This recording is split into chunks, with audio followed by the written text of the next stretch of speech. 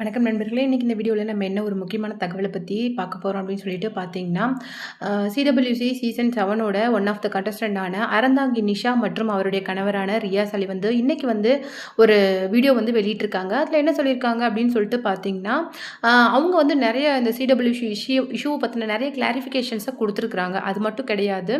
இன்னொரு முக்கியமான விஷயம் என்ன அப்படின்னு பார்த்தீங்கன்னா, இந்த மாரி இப்போ வந்து நாளுக்கு நாள் வந்து சிடபிள்யூசி திவாகர் பேசின விஷயங்களுக்கு ஃபைனலா வந்து மௌனத்த கலைச்சு இன்னைக்கு அறந்தாங்கி நிஷா இந்த விஷயத்த பேசியிருக்காங்க. அது மட்டும் கிடையாது. ஆல்ரெடி சிடபிள்யூசியில வந்து திவாகர் மற்றும் ஆகாப் ஆனந்த், புகழ் மற்றும் கானா வினோத் இவங்க 4 பேருக்கு இடையில வந்து பிரச்சனை வரதுக்கு காரணமே நிஷா தான். ஏன்னா நிஷா கிட்ட ஒரு திவாகர் தப்பா நடந்துக்கிட்டதுனால தான் புகழ், கானா வினோத் அப்படின்னு சொல்லிட்டு எல்லாருமே அவங்களுக்கு வந்தாங்க. நிஷா மட்டும் கிடையாது.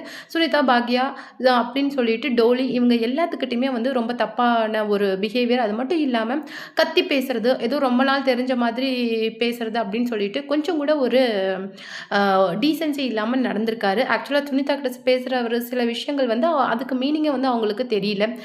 ஸோ வந்து அவங்க அத ஃபன்னியா எடுத்துக்கிட்டு போயிருக்காங்க. ஆனா வந்து ஸ்டார்ட்டிங்லேருந்தே வந்து இவருடைய அப்ரோச் வந்து ரொம்ப தப்பா தான் இருந்தது. கண்டிப்பா நாங்க வந்து மாகாப்பா, புகழ் மற்றும் கனா வினோத்துக்காக நிப்போம்.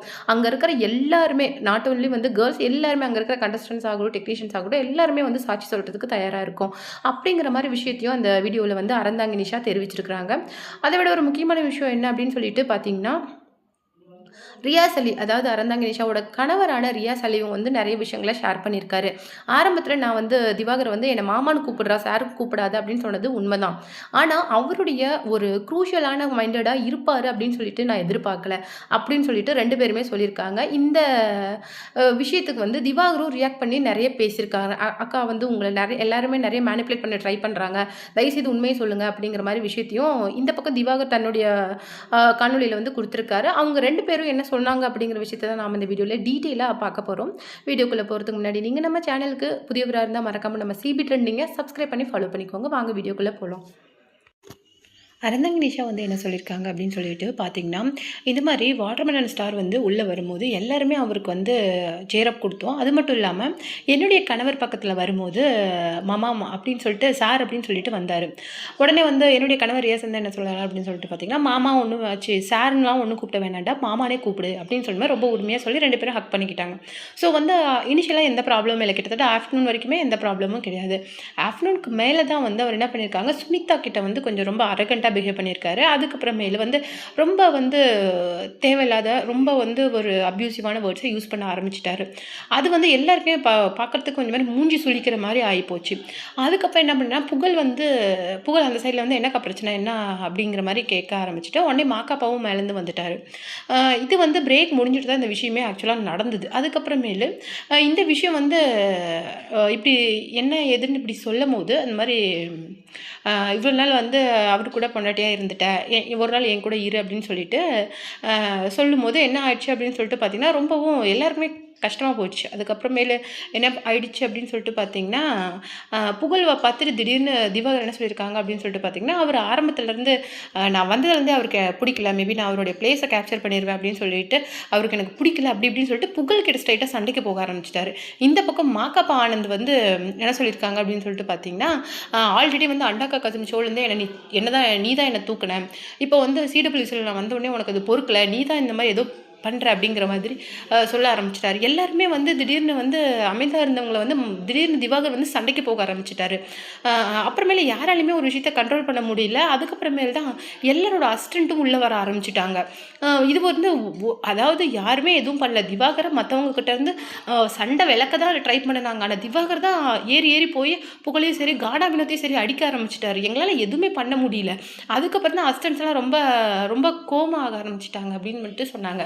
அவங்க ரிலீஸ் பண்ண இந்த வீடியோக்கு வந்து நம்ம வாட்டர்மெலன் ஸ்டார் திவாகர் என்ன சொல்லியிருக்காரு அப்படின்னு சொல்லிட்டு பார்த்தீங்கன்னா, அக்கா தயவுசெய்து வந்து நீங்களாவது உண்மையை சொல்லுங்கள். தயவுசெய்து யாருக்கும் பயந்து ஒரு காணொலியை போடாதீங்க. அந்த ஒரு சிலர் இந்த மாதிரி பேசி பேசி ஒரு நல்லவனை தயவுசெய்து கொன்றாதீங்க.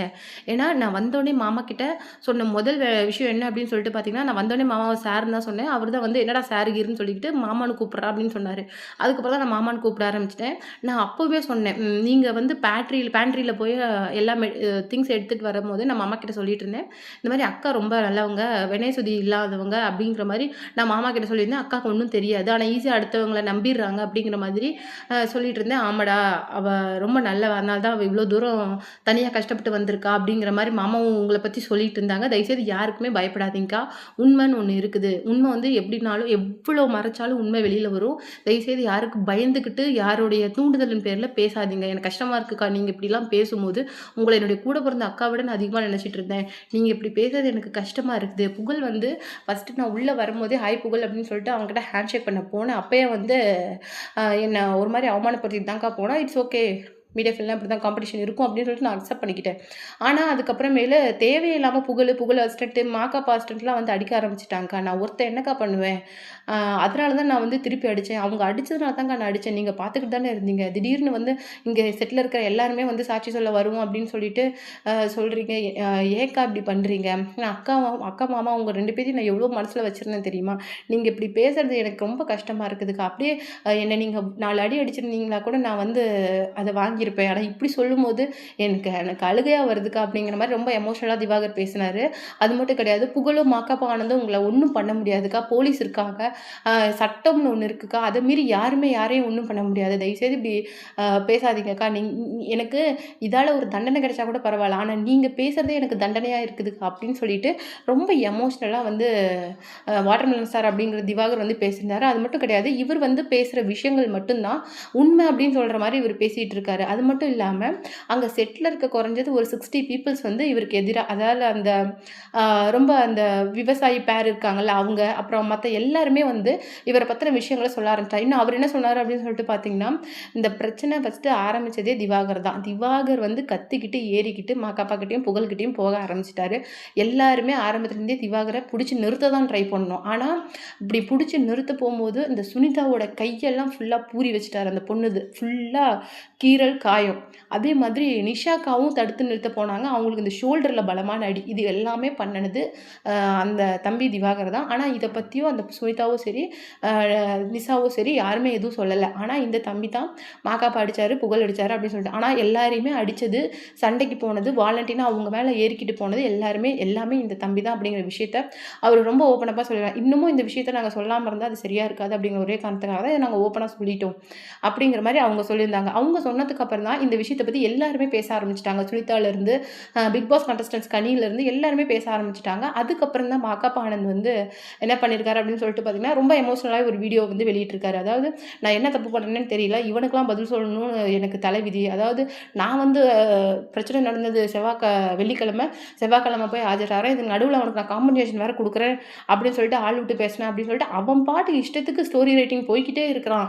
இ என் இதுக்கு ஒரு முடிவே இல்ல அப்படிங்கிற மாரி இந்த இந்த பிரச்சனையிலருந்து நான் வெளியில வந்தா போதும் அப்படிங்கிற மாரி இருக்கு அப்படின்ட்டு ரொம்ப எமோஷனலா ஒரு விஷயத்த சொல்லியிருந்தாரு.